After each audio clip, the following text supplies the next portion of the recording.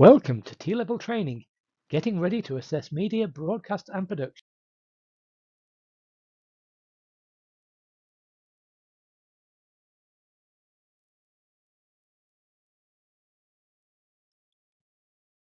Today's training will provide an introduction to Task 1. This will cover the structure of Task 1, understanding the activities, understanding the assessment focuses, understanding how to apply the mark scheme. We will also provide some top tips for delivery and assessment.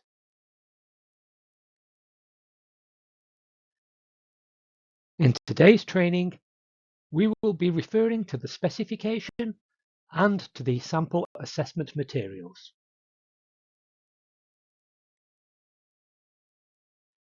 Students will need to refer to the client brief booklet.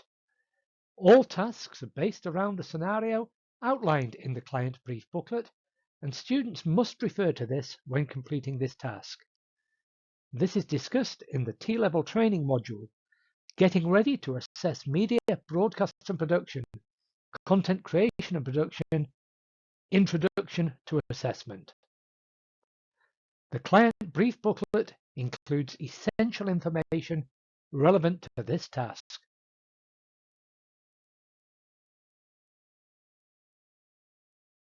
Structure of Task 1. Task 1 consists of two activities. Activity 1, a proposal worth 45 marks. Activity 2, a slide deck worth 6 marks. Both activities will be completed using computer with word processing and presentation software. Internet access is allowed. The activities will be completed during 12 hours of supervised assessment. It is suggested that students spend up to 9 hours on Activity 1 and 3 hours on Activity 2.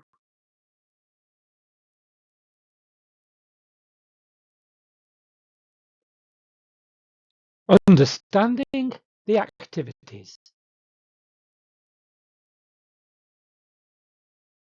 Activity 1. Students must conduct secondary research into the theme of the client brief to help develop ideas and propose content. This could include research into existing media products on the theme across a range of platforms, the reason these products appeal to different segments of the target audience, audience reception of existing products, information about the theme that could be included within the proposed content, relevant images, videos, or other media that could be used to support the ideas generation process, for example, to use in a mood board, or to help students present their ideas, for example, excerpts from competitor products. Students must submit a proposal document providing full details of their ideas for content in response to the client brief. The proposal must clearly show how students have used their research to develop ideas for two different types of finished content.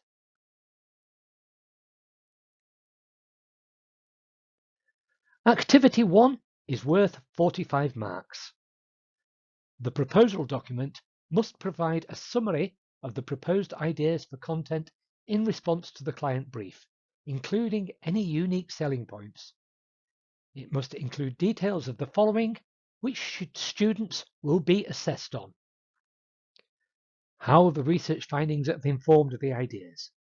Students must refer to specific sources of research used and include information relating to the appropriateness and credibility of the sources.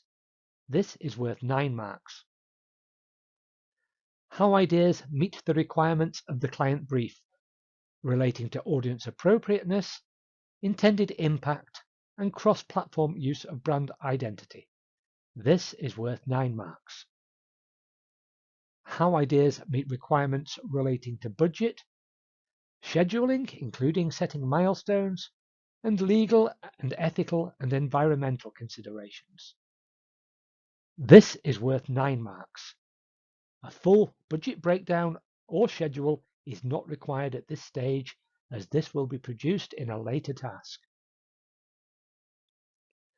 How ideas developed, showing reasoning and rationale for choices. Students should include any ideas generation materials they have used. This could include mood boards, mind maps, or thumbnail sketches. This is worth 9 marks. A creative treatment that presents the narrative and visual or audio style of the proposed content. This could take any appropriate format, for example, a script, storyboard, or layouts. This is worth 9 marks. Activity 2 is worth 6 marks. Students must prepare slides and speaker's notes for a presentation which they will use to support a pitch of their ideas to the client, lasting up to 10 minutes. The presentation must summarize the key elements of the proposal and is intended to sell the ideas to the client. It should use appropriate terminology relating to the content throughout. It must be clearly organized and communicate the intended narrative and visual or audio style of the proposed content. In addition to words and images, students should include additional media to enhance the presentation, for example, sound, animated graphics, or video clips. It should also include visual materials from research, ideas generation, and the treatment, for example, storyboards and mood boards.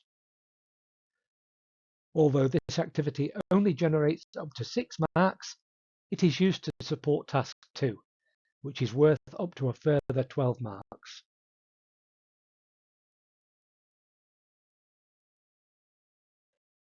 Understanding the assessment focuses.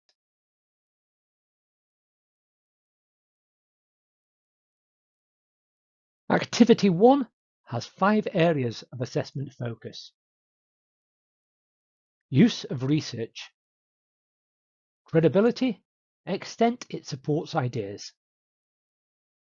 The proposal should discuss the student's use of research, including validity and credibility of sources, how the research findings support the ideas being proposed, consideration of competitor products and market, for example, to define a unique selling point.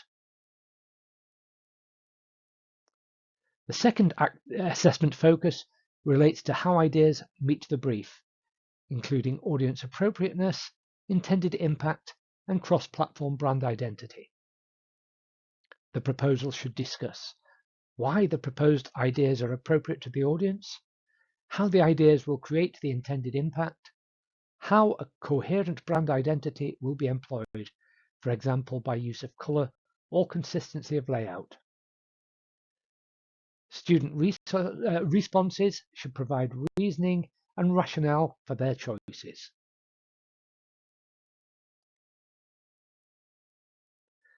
The third assessment focus relates to how ideas meet budget, scheduling, legal, ethical, and environmental requirements. The proposal should discuss how ideas meet the budget. At this stage, a full budget breakdown is not required, but students must demonstrate an awareness of the budget limitations and what these mean for production. To support this, they may refer to the negotiated cost list, for example, to support discussion about limiting contributors to adhere to budgetary requirements. The proposal should also discuss how ideas can be achieved within schedule. Although a full schedule is not required at this stage, students should demonstrate an awareness of setting realistic milestones for production. The proposal should also discuss how a coherent brand identity will be employed, for example, by use of color or consistency of layout. Responses should provide reasoning and rationale for student decisions.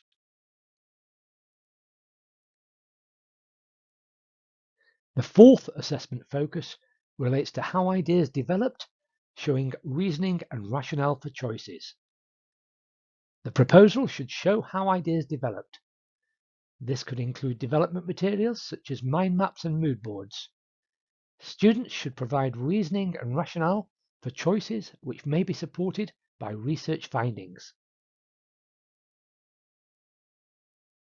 The fifth assessment focus relates to the clarity of treatment of ideas. The treatment of ideas will be demonstrated by appropriate methods, for example, scripts, storyboards, or layouts. These should clearly demonstrate how the proposed idea will be constructed. This could include shot types, timings, or examples of the narrative.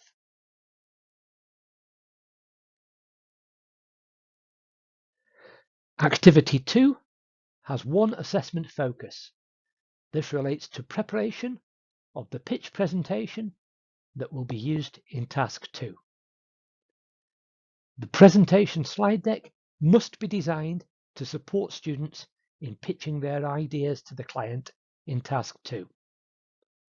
Consideration should be given to the selection of materials within the slide deck, the clarity of the communication of how ideas meet the brief, the slide structure, order, and design, for example, appropriate use of font types and sizes, the use of color, images, diagrams, and other media within the pitch presentation.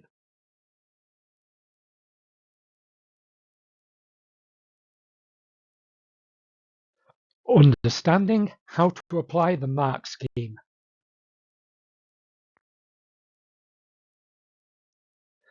When assessing the student work, a numerical mark scheme is used. Marks are awarded for each assessment focus using the mark bands. Each band is made up of a number of traits which, when combined together, articulate the quality of response that a student needs to demonstrate. The traits progress across the levels to demonstrate the different expectations of each band. For an assessment focus where the student has provided no evidence of rewardable material, 0 marks should be awarded.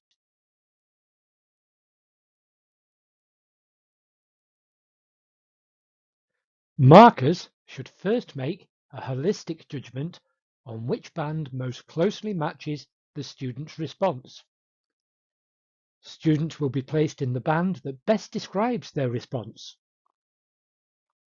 Marks will be awarded at the top of that band if the student has evidenced each of the descriptor traits securely.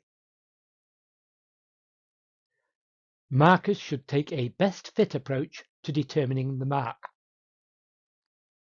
Answers can display characteristics from more than one band, and where this happens, markers must use any additional guidance and their professional judgment to decide which band is most appropriate.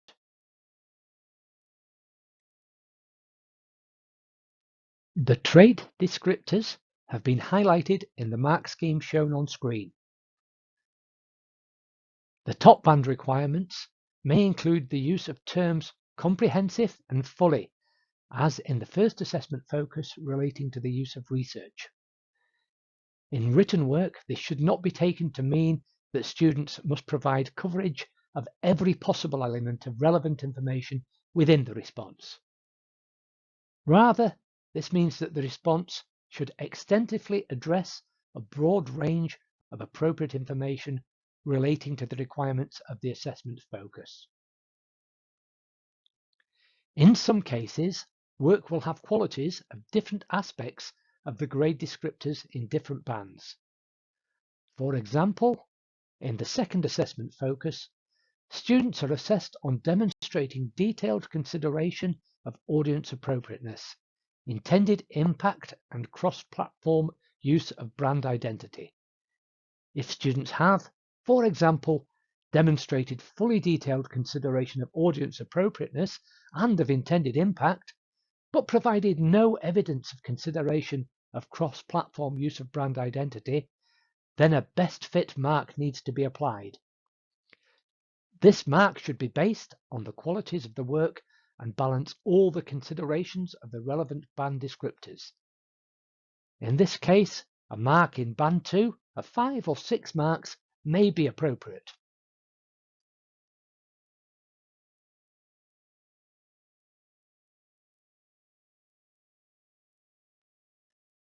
Lead moderator's top tips.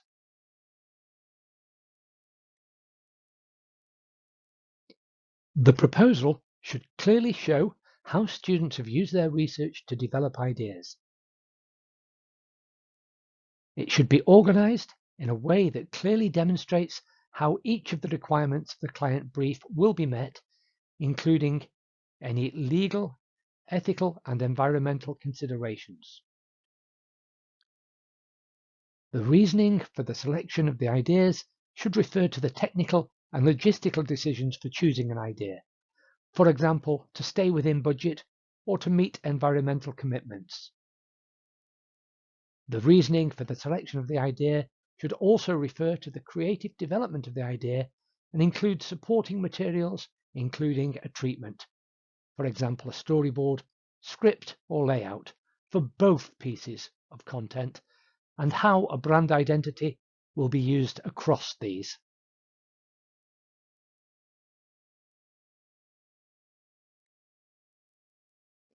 The slide now on screen provides the key methods of contacting Pearson if further support is required.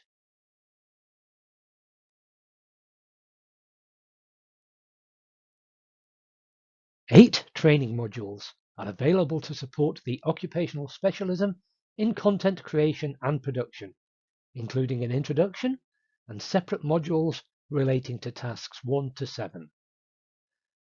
Other resources you may find useful include a delivery guide, a scheme of work, and guide standard exemplification materials, which include commentaries on student work at pass and distinction grades. These are available on the Pearson website. Information about current training opportunities can also be found on the Pearson website.